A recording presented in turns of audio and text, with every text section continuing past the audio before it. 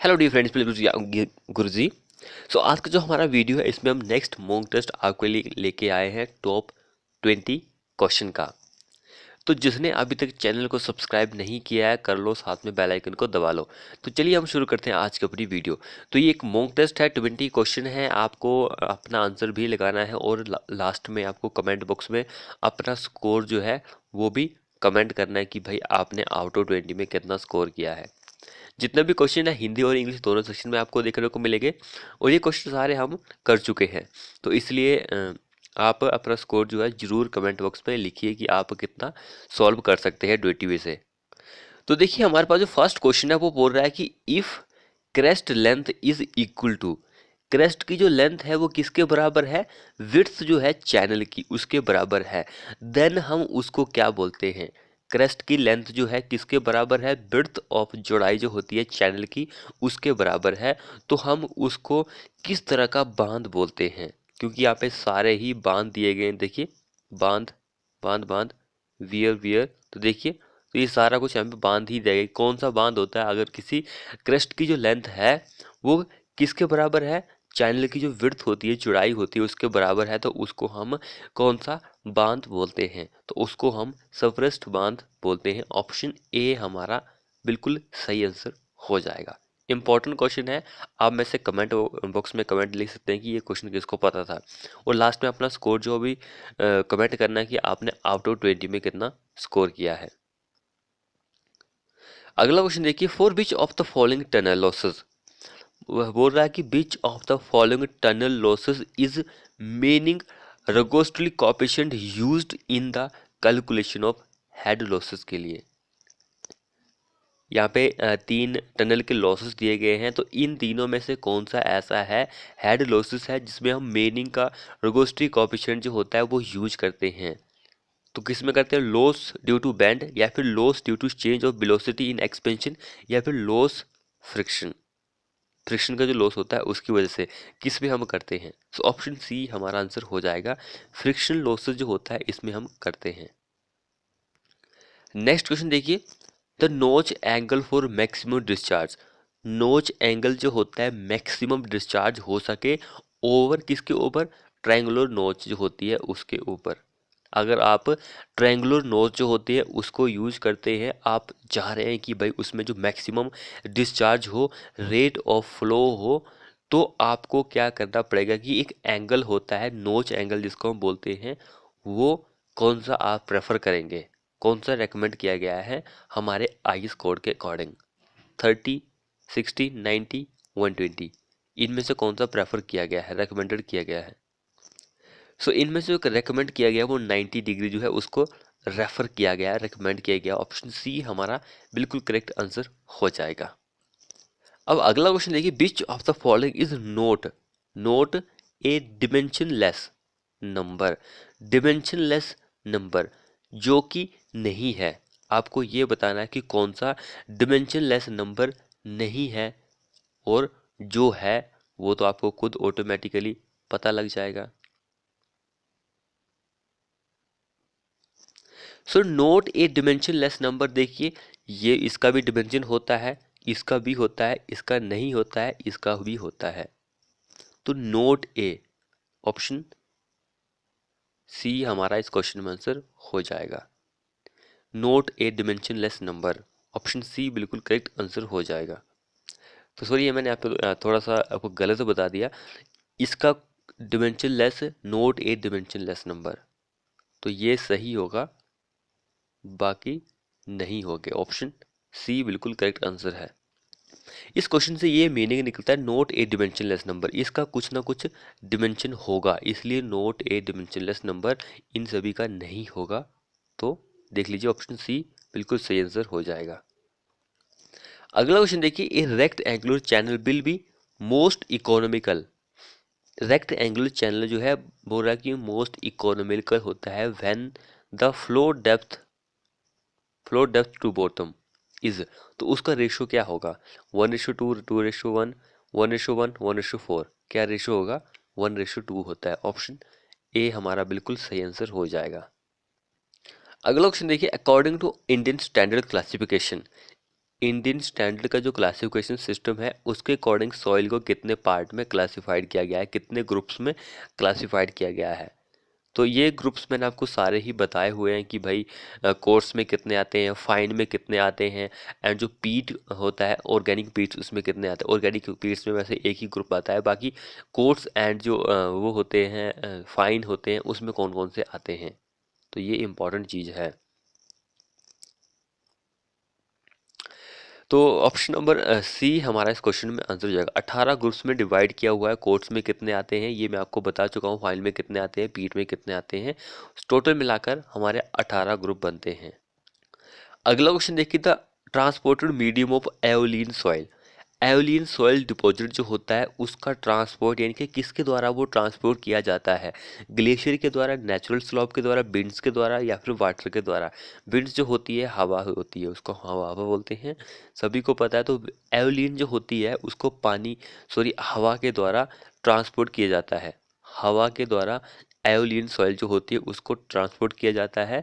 And एक alluvial होती है, एलुवियल जो होती है उसको पानी के द्वारा ट्रांसपोर्ट किया जाता है। तो ये दोनों इंपॉर्टेंट है। थोड़े बहुत यहाँ पे कंफ्यूजिंग पॉइंट्स है क्योंकि ये भी ए से शुरू होता है, ये भी ए से ही शुरू होता है। तो लेकिन और यहाँ पे डब्ल्यू, यहाँ पे भी डब्ल्यू, तो थोड़ा बहुत इन दोनों में मैक्सिमम स्टूडेंट जो होते हैं उनको कंफ्यूजिंग देखने को मिलती है। तो इसको आप याद रखिए, कौन सा एवलिन से विंड से एंड कौन सा पानी से ट्रांसपोर्ट किया जाता है। अगला देखिए, the soil moisture useful for growth of plant is called. Soil का जो मॉइस्चर होता है जो कि लाभकारी होता है किसके लिए, ग्रोथ, वृद्धि जो होती है प्लांट्स की, पौधों की, वो कौन सा पानी होता है। Hygroscopic water, none of other, gravity, capillary, कौन सा पानी होता है। तो वो कैपिलरी पानी जो होता है वो ही मोस्ट यूजफुल पानी होता है पौधों की वृद्धि के लिए। ऑप्शन डी हमारा आंसर हो जाएगा। बहुत ही इजी लेवल के क्वेश्चन मैं इस वीडियो में लेके आया हूँ। सिर्फ हमने दो ही चैप्टर यहाँ से उठाए हैं, दो ही सब्जेक्ट उठाए हैं, फ्लूइड्स एंड जो सॉइल मैकेनिक्स है वही चैप्टर उठाए हैं। वहाँ से ही कुछ इंपॉर्टेंट क्वेश्चन हम लेके आए हैं आप सभी के लिए। तो इजी लेवल के हैं जो हम करवा चुके हैं आपको। तो देखते हैं हम कि कौन कितना सॉल्व कर पाता है।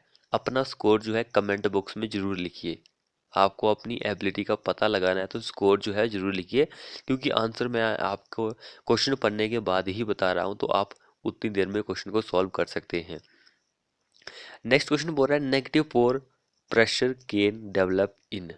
नेगेटिव पोर प्रेशर जो होता है वो उत्पन्न होता है, किस में होता है। तो वो बहुत ही ज़्यादा डेंस सॉइल होगा हमारे पास, डेंस सैंड जो होता है, या फिर हमने बहुत ही ज़्यादा उसकी कंसोलिडेशन कर दी है, ओवर कंसोलिडेटेड क्ले जो होती है। इन दोनों में ये देखने को मिलता है। बी हमारा इस क्वेश्चन में आंसर हो जाएगा। अगला क्वेश्चन देखिए, for a given soil sample, given soil sample the calcium carbide method is generally use to determine the. Calcium carbide method जो होता है सिंपल है, पानी से रिलेट करता है, सभी को पता है। तो पानी हमारा मॉइस्चर कंटेंट में दिया गया है। ऑप्शन बी हमारा बिल्कुल करेक्ट आंसर हो जाएगा। इस तरह के क्वेश्चन देखिए, इजी लेवल के क्वेश्चन मैं आपके लिए वीडियो में लेके आया, मैं आपको बार बार बोल रहा हूँ। तो अगला क्वेश्चन देखिए, minimum spacing between horizontal parallel reinforcement of the same size should not be less than। Minimum spacing जो होती है हॉरिजेंटल की, जो पैरेलल रेनफोर्समेंट होती है, ये हमारे पास हॉरिजेंटल होता है। डिस्ट्रीब्यूशन बार जो होती है, ये जो होती है, ये वर्टिकल बार कौन कौन सी होती है, मेन बार होती है। तो इसको आप याद रखिए, वर्टिकल जो होती है वो मेन बार हम करते हैं, ये जो होती है पैरेलल हॉरिजेंटल में वो डिस्ट्रीब्यूशन बार होती है। तो बोल रहा है कि भाई हम ये डिस्ट्रीब्यूशन बार जो है और हॉरिजेंटल बार जो है यूज़ कर रहे हैं वो भी पैरेलल रेनफोर्समेंट में, लेकिन उनका साइज जो है सेम है, same side should not be less than. तो उसके लिए मिनिमम स्पेसिंग जो होती है वो क्या होनी चाहिए। 1 डायमीटर, 2.5 डायमीटर, 3 डायमीटर, 3.5 डायमीटर, क्या होना चाहिए। तो उसके लिए हमारे आई स्क्वाड में यही प्रेफर किया कि भाई 1 डायमीटर ही होना चाहिए। ऑप्शन ए हमारा आंसर हो जाएगा इस क्वेश्चन में। सो नेक्स्ट क्वेश्चन क्या बोल रहा है, स्टैंडर्ड मीन स्ट्रेंथ जो होती है M20 कंक्रीट ग्रेड की वो हमारे पास गिवन है। 27 न्यूटन पर एम स्क्वायर।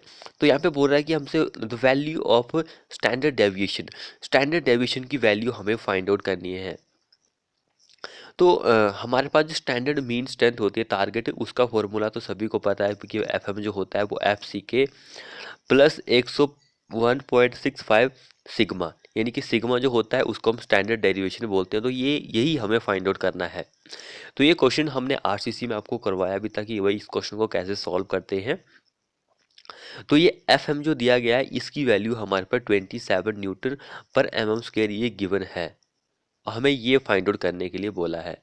अगर हमारे पास ये वैल्यू नहीं होती 27, तो इजी लेवल से हम क्वेश्चन को फाइंड आउट कर सकते थे, लेकिन क्वेश्चन थोड़ा सा डिफिकल्ट बना के इन लोगों ने बता दिया है। तो 27 इज इक्वल टू हमारे पास एफ सी के की वैल्यू 20 है प्लस 1.65 सिग्मा, ये वाली वैल्यू हमें फाइंड आउट करनी है। तो हम क्या करेंगे कि इस वैल्यू का अगर हम यहाँ पे लेके जाएंगे तो ये माइनस का हो जाएगा। तो 20 माइनस 27 इज इक्वल टू 7 आ गया हमारे पास। तो 7, तो अब ये इज इक्वल टू यहाँ पे चला गया। तो 7 है हमारे पास, 7 इज इक्वल टू करेंगे तो हम इसको डिवाइड कर देंगे। तो डिवाइड करने के बाद हमारे पास 4.24 आंसर जो है वो आ जाता है। ऑप्शन सी बिल्कुल करेक्ट आंसर हो जाएगा। अगला ऑप्शन देखिए, in singly reinforced beam effective depth is measured from the compression edge to. Effective depth जो होती है, अगर हमारे पास सिंगली रेनफोर्स का बीम है तो यहाँ पर हमें क्या मेजर करनी है, इफेक्टिव डेप्थ मेजर करनी है। कहाँ से? कंप्रेशन एज जो होता है वहाँ से कहाँ तक हम मेजर करते हैं। टेंसाइल एज जो होती है वहाँ पे, या फिर टेंसाइल रेनफोर्समेंट तक, या फिर न्यूट्रल एक्सिस जो होता है यहाँ तक, या फिर लॉन्गिट्यूडनल सेंट्रल एक्सिस, कहाँ तक हम मेजर कर सकते हैं। तो जो टेंसाइल रेनफोर्समेंट होती है वहाँ तक हम मेजर कर सकते हैं। ऑप्शन बी हमारा इस क्वेश्चन में आंसर हो जाएगा। जिसने अभी तक चैनल को सब्सक्राइब नहीं किया है कर लो, साथ में बेल आइकन को दबा लो, क्योंकि क्वेश्चन इंपॉर्टेंट है एग्जाम के पॉइंट ऑफ व्यू से। तो नेक्स्ट वन क्वेश्चन देखिए, फॉर नॉर्मल केसेस है हमारे पास, stiffness of simply reinforced beam is stratifies if the ratio of span to overall depth does not exceed. Simply हमारे पास सिंपली सपोर्टेड बीम जो होता है उसके लिए स्पैन टू डेप्थ रेशियो पूछा गया है। 7 जो होता है हमारे पास कैंटिलीवर बीम के लिए होता है, 20 जो होता है वो सिंपली सपोर्टेड बीम के लिए होता है, 26 जो होता है वो कॉन्टिन्यूस बीम के लिए होता है। तो हमसे पूछा गया था वही सिंपली सपोर्टेड के लिए, तो हमारा सी इस क्वेश्चन में आंसर हो जाएगा। इजी लेवल का क्वेश्चन है ये, यहाँ से क्वेश्चन जो है पूछे जाते हैं, तो आपको इन तीनों के बारे में जानकारी होना जरूरी है। वैसे सभी को पता होगा कि ये इजी लेवल का क्वेश्चन है, सभी को आंसर पता होगा, लेकिन फिर भी प्रैक्टिस करना जरूरी है। नेक्स्ट देखिए, तो basic value for vertical deflection of span effective depth ratio जो होता है, देखिए कॉन्टिन्यूस के लिए पूछा गया, तो कॉन्टिन्यूस के लिए पीछे मैंने आपको बताया कि भाई इस क्वेश्चन का आंसर ए होगा, 26 हो जाएगा। अब अगला क्वेश्चन देखिए, तो स्टेबल इक्विलिब्रियम, स्टेबल है हमारे पास, कोई हमारी एक बॉडी है जो कि पानी में स्टेबल है। इस अजीब the floating body when, stable equilibrium जो होती है, हमारी बॉडी कोई पानी में तैर रही है, फ्लोट कर रही है भाई, तो वो स्टेबल इक्विलिब्रियम कंडीशन जो होती है कब वो अचीव करती है, कौन से केसेस में वो अचीव करती है। क्वेश्चन इजी है, तो इस क्वेश्चन का हमारा आंसर हो जाएगा जब हमारा मेटा सेंटर जो होता है वो कहाँ पर होता है, ग्रेविटी के ऊपर होता है। ओके, एम ऊपर है, जी नीचे है, तो ये स्टेबल का केसेस आ जाएगा। अगर हमारा जी ऊपर है, एम नीचे है, तो उस केसेस में अनस्टेबल होता है। सो ऑप्शन बी हमारा इस क्वेश्चन में आंसर हो जाएगा। Meta centre is above the centre of gravity, जी हमारे पास ग्रेविटी होती है, सेंटर ऑफ ग्रेविटी, एम जो होता है मेटा सेंटर होता है। एंड अगर न्यूट्रल कंडीशन जो होती है वो उस केसेस में पूछा जाए, न्यूट्रल इक्विलिब्रियम, तो दोनों कोइंसाइड होते हैं, बराबर ही होते हैं। अगला क्वेश्चन देखिए, which of the following statement is correct about the centre of buoyancy. Centre of buoyancy जो होती है उसके केसेस में कौन सा सही यहाँ पे दिया गया है। 3 ऑप्शन हमारे पास यहाँ पे गिवन है, तो तीनों में से जो सही आंसर रहेगा हमारे पास वो रहेगा, it is a point where वायंस force act and coincide with the centroid of volume water. Option C हमारा बिल्कुल आंसर हो जाएगा। तो ये बोल रहा है कि यहाँ एक ऐसा पॉइंट होता है जहाँ पर सेंटर ऑफ बायंसी जो होती है, बाइंड फोर्स जो होती है वो काम करती है, and coincide with the centroid of volume of water.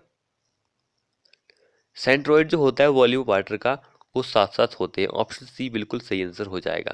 तो अगला क्वेश्चन भी हमने ये डिस्कस किया, लेकिन क्वेश्चन जो है देखिए थोड़ा अलग तरीके से पूछा गया है। तो हमें पता है कि भाई हमारा एम जो होता है, मेटा सेंटर जो होता है वो कहाँ पर होता है, ग्रेविटी के ऊपर होता है।